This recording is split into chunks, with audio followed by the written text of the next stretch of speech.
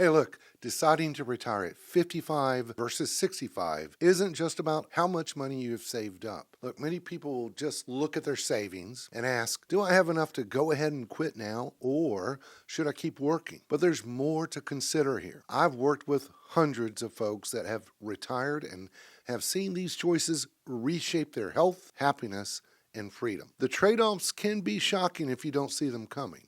I mean, retire early and you could risk financial setbacks. On the other hand, wait too long and it could mean sacrificing your best years. My name is Keith Wilson, a financial advisor, and I have helped hundreds of people retire with confidence. And in this video, I will show you the real costs of both retiring at 55 and retiring at 65. Plus, I'll show you a way that could give you both freedom and confidence to retire on your own terms. So let's get to it. I have ushered many clients into retirement at age 55 and at age 65.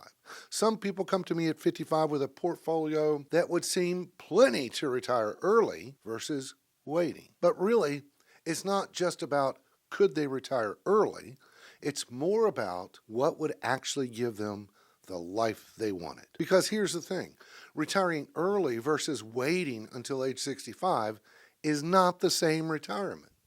Sure, you still may have the same goals of what you want to do in retirement, but it's a completely different animal.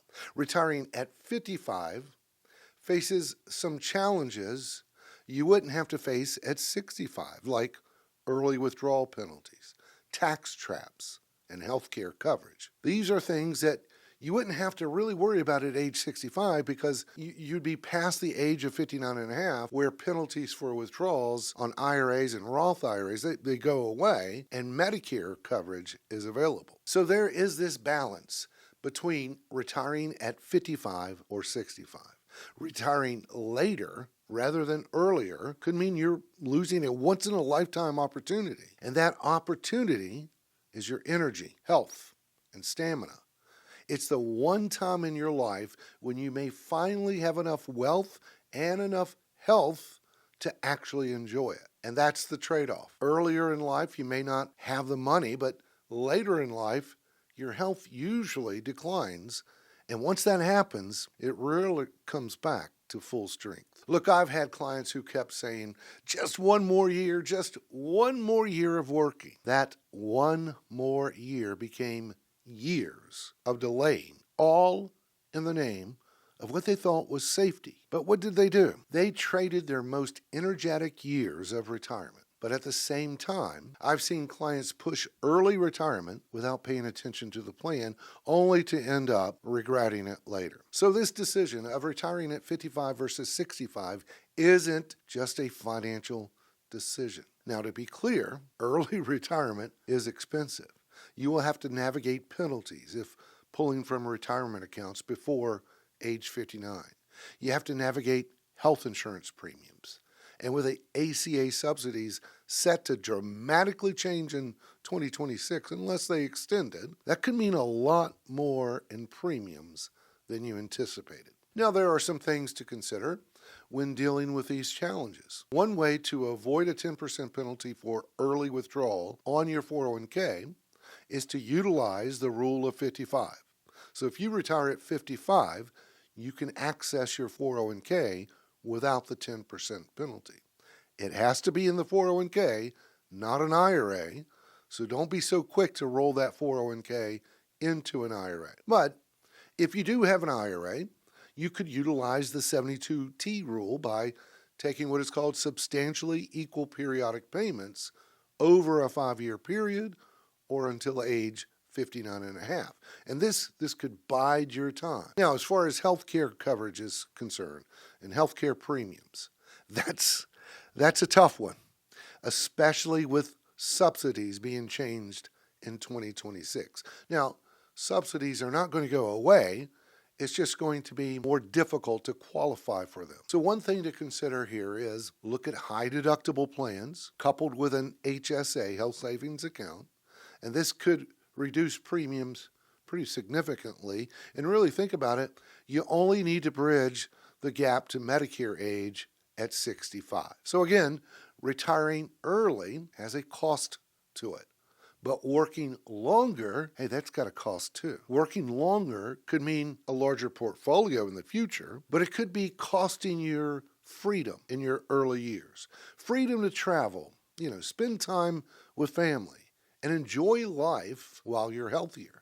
And I can tell you from what I've seen with my clients, traveling in your 50s and 60s is a completely different experience than traveling in your 70s and 80s. But look, there is another option that you may not have thought about. There's more to it than just, retiring early altogether and perhaps struggle financially, or retiring later and sacrifice what could be your best years. So perhaps you could not walk away from work entirely. Maybe cut back a little. For example, I had a lady at age 56. She just reached her limit, totally burned out at work, and what she did was renegotiated her salary to have 2 weeks paid time off for, things like travel for every 10 weeks of work. And when you add up, all the paid holidays throughout this year, well, that's a bonus. Now, look, I understand not every company will be willing to allow this, but a lot of employers just may. You won't know until you ask. Another option is to simply take on less hours at your current job, even if it means a demotion or less pay. That could give you the time you need to enjoy yourself. So think about maybe a semi-retirement for a few years. I've had plenty of clients do this, and yes, they all had reduced their income, but the payoff was purpose, freedom, and health. And that's something no portfolio can buy. You see, retirement is more than just about money. Retirement isn't just about quitting your job. It's about building a life you actually want to live.